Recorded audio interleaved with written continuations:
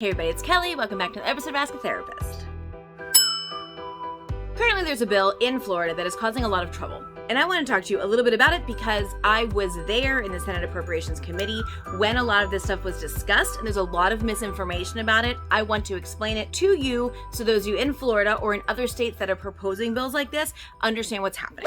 Recently, a friend and I took a day off work and drove to Tallahassee to talk to the Senate Appropriations Committee about House Bill 1557, HB 1557, also known as the Don't Say Gay bill.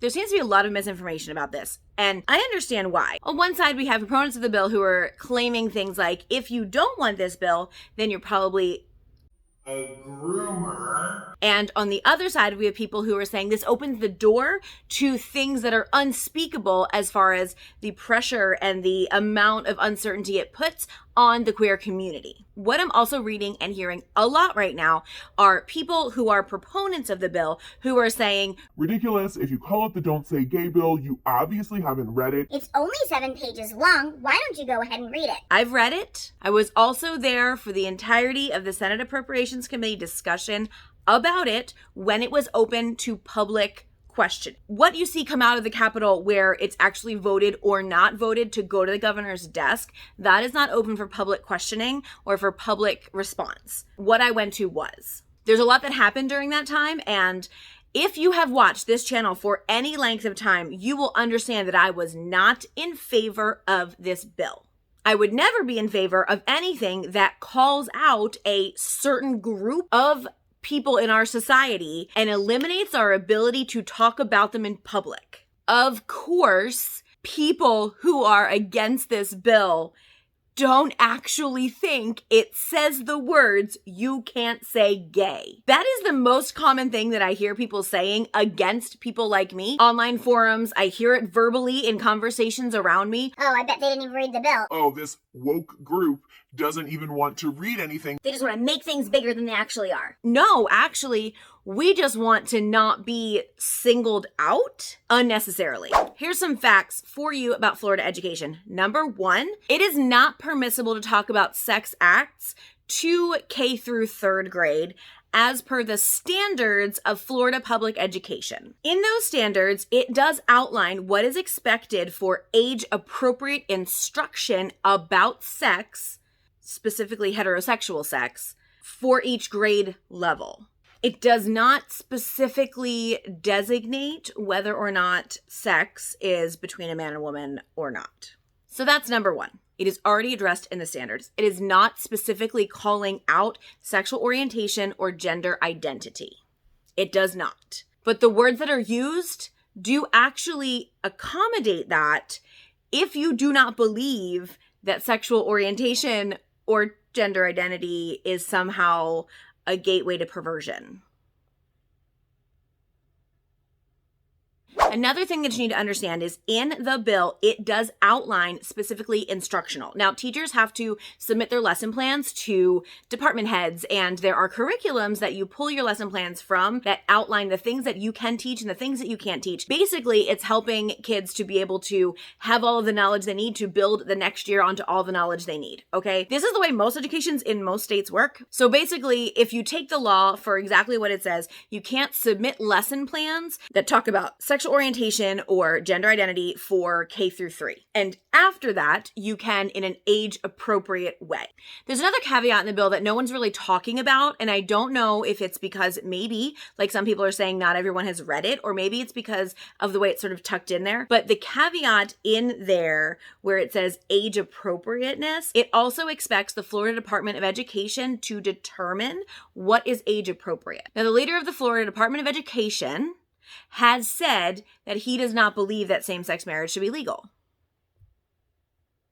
So you tell me what they're going to think is age appropriate.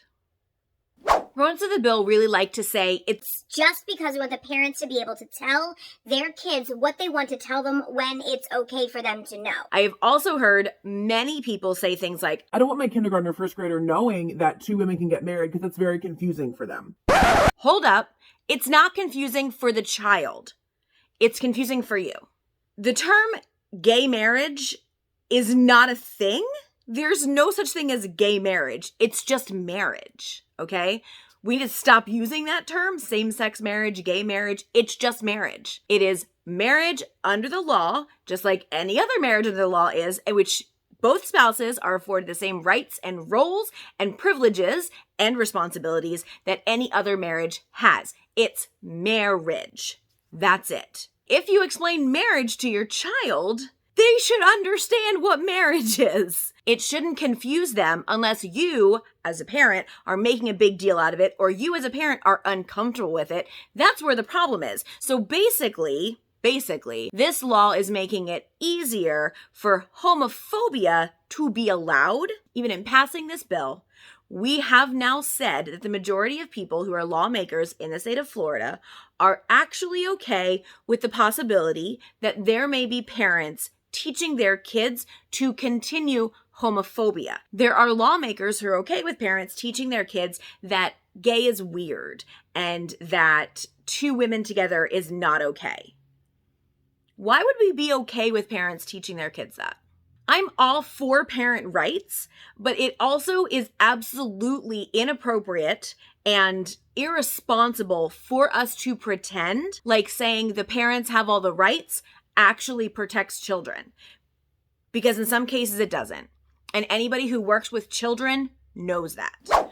When we went to talk to the Appropriations Committee, there were hundreds of people in there. Not everyone got a chance to speak. When you go into the chamber, you have to fill out a card saying what you're there for, which bill you're there to talk about, if you want to talk publicly or not, and what your stance is on it, because it gets put into record whether you're for it or against it, whether you speak on the floor or not. The number of for versus against for HB 1557 were 4 against for every 1 for.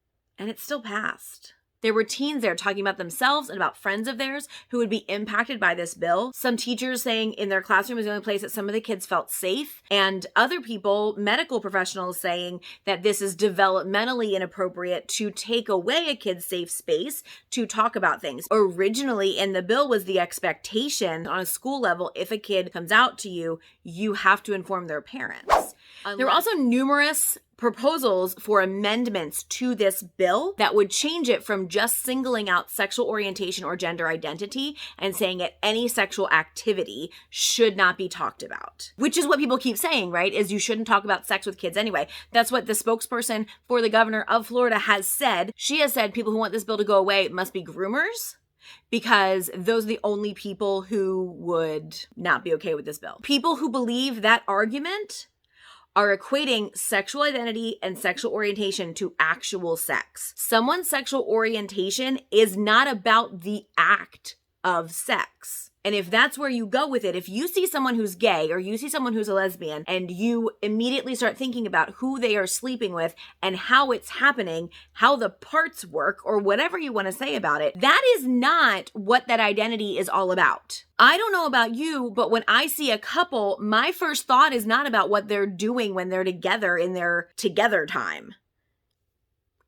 I don't care that much. Underneath it all, one of the more problematic parts of this is that we are still equating on a large scale in public forums what people are doing in their time together with their identity. Like, we are so fixated on what people are doing together that when someone says, I'm against this bill, your response is, well, then obviously you want people to talk to first graders about sex. No.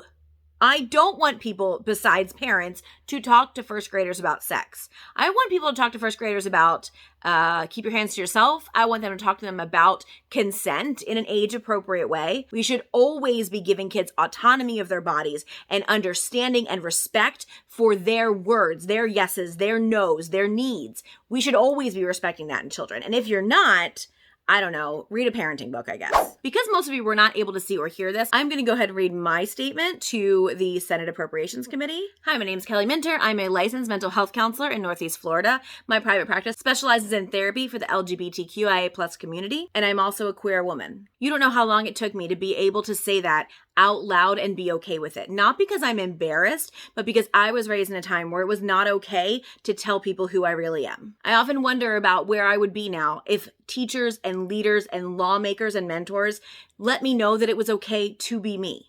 Because it is, and I should have known from the beginning. The intent of this bill, as I understand it, is to protect young children from learning about things that are not age appropriate for them to be dealing with. But if that was the true intent of the bill, it would not single out a certain particular community. It would not draw a line between homosexual and heterosexual, between transgender and cisgender. It would allow for equal education and the freedom to ask questions. This bill actively harms kids by limiting their exposure. Studies show that kids who are given a more diverse education are more well-rounded, less hostile, and more caring individuals. This bill will stop kids from coming to talk to their teachers and counselors about the things they're discovering about themselves. Sometimes kids just aren't ready to tell their parents something. If it was your kid, wouldn't you want them to go to a trustworthy individual, to another adult that they trust in their lives, so that they have a safe place to talk about these things? This bill actively harms educators by instilling yet another line that they better not cross, but the line is ambiguous at best. It harms me because I am stopped from being able to talk about my wife in the same way that another female colleague would be allowed to talk about her husband. The fact that I needed to take an entire day off of work to come down here and explain how harmful this bill is unfathomable to me. Yes, parents should be in charge of their children, but hate speech is still illegal even if your parents are teaching you to hate people different from you. To expect that we not talk about a specific sector of our population so that we can let parents deal with this on their own, your words, Senator, implies that on any level, this body is okay with hate speech and lack of acceptance for others. That, friends, is called homophobia.